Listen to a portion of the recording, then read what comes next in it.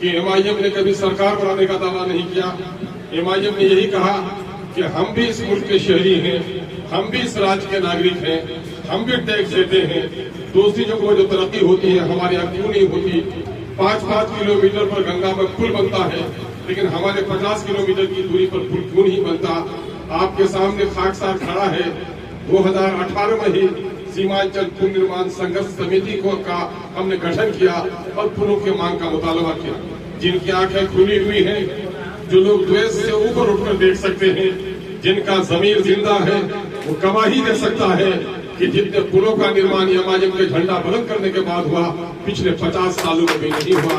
इस तरह से कोई इनकार नहीं कर सकता। आज यही नतीजा है कि एमआईएम को, ये अल्लाह का करम है, हमारे अमूर पैसा के भाई जनाब हाजी जलूल साहब हैं, भाई अजीजी रब्बानी हैं, इंजीनियर भाई शाहिद साहब हैं, ये तमाम तो लोग गवाह हैं कि एमआईएम की इसी मकबूलियत ने ये नहीं देखा कि किसका घर कहाँ है, ये देखा कि एमआईएम का झंडा किसके हाथ में है। जिसके हाथ में एमआईएम का झंडा था उसी को लोगों ने साफ देकर जिताने का काम किया। हम लोगों ने बिरादरीवाद को तोड़ा है, हम लोगों ने क्षेत्रवाद को तोड़ा है।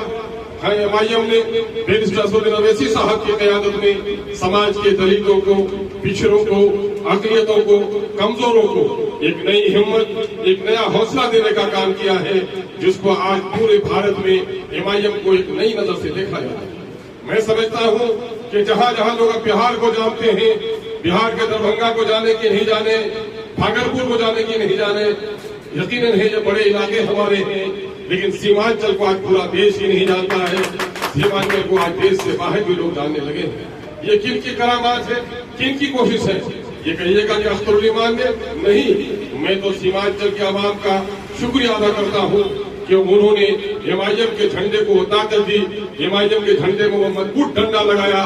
क्या सीमांचल का दलाल तबका अगर किसी से परेशान है तो वो एमआईएम से परेशान है। यही वजह आप देख रहे हैं कि पटने में सरकारें भी आज एमआईएम को मानने पर मजबूर हो गई हैं और हमारे नौजवानों का सीना उस वक्त खुल जाता है जब हमारे एमआईएम के सारे एमएलए, जहाँ बिहार के दूसरे दलितों की, पिछड़ों की, शोषितों की, पीड़ितों की बात करते हैं, वहीं जब सीमांचल की गाथा जब एमआईएम का एमएलए बोलता है तो हमारे लोगों का सीना चौड़ा हो जाता है कि मेरी वकालत करने वाला भी पटना में बैठा हुआ है।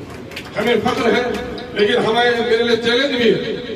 खेती हरी होती है तो दुश्मन की नजर भी उस पर कड़ी होती है।